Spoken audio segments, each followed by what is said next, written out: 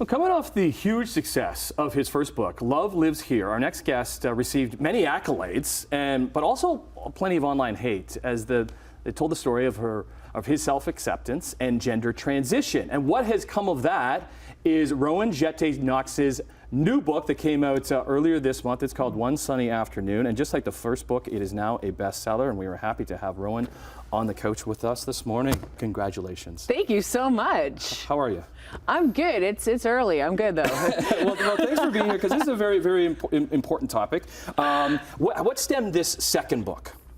Second book came from essentially having what I would describe as a mental health breakdown. Like, I had a full breakdown a few months after my first book was released. Okay.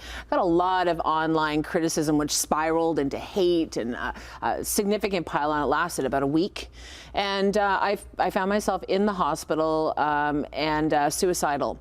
I was diagnosed with a trauma disorder, complex trauma disorder stemming from childhood, something called complex PTSD. And I started a healing journey that was decades in the making. How did you deal with trauma? Because we all deal with trauma differently. And let's say from those years of trauma, how did it change? Well, I mean, for a long time, what I tried to do was just stay safe, stay hidden, stay under the radar, fly under the radar. And then my family ended up with a story that we ended up telling nationally, right, in a book and in media, and it became this really big thing. And I couldn't hide anymore.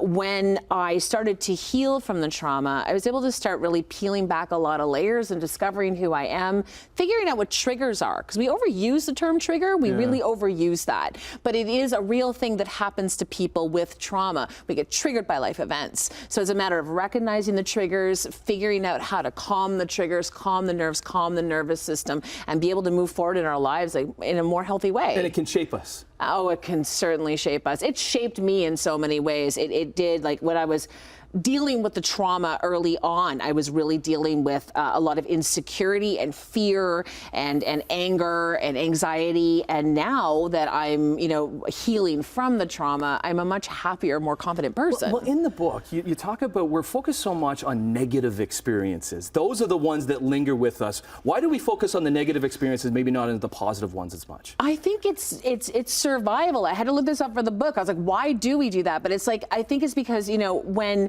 I use the example in the book, if your ancestor swam across the river 100 times and everything was fine, and then one day almost got swept out by the current, she will pass that on to her children. You have to be careful when the current is high. She will remember that. It is survival. So we do tend to find negative experiences more impactful in our lives. How are you dealing with hate now? I just don't. You don't?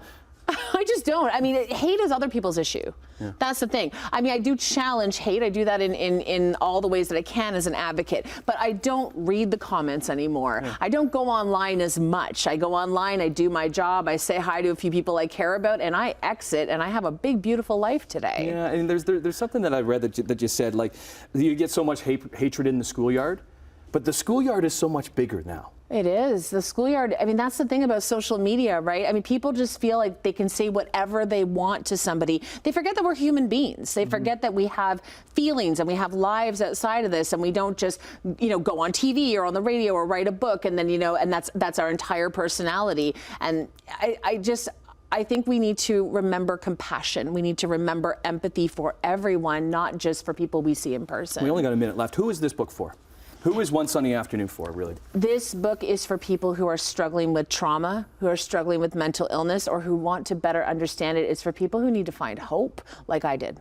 Awesome. And tonight is the official, I know it came out on September the 12th, but what are you doing tonight? It's the official book launch. Is it? So, okay. Young and Eglinton Indigo in Toronto, 7 p.m. And the Deputy National Editor of the Globe and Mail will be doing my Q&A with me. I'm so excited. Nice. Yeah. And to meet people who've read the book and are looking forward to reading the book? I'm just thrilled to meet people. I'm going to have little stickers to put over my old name on the book. Because, yeah, do that too. We haven't mentioned that, but your name is Rowan Jetté Knox, and congratulations. One Sunny Afternoon, a memoir of trauma and healing.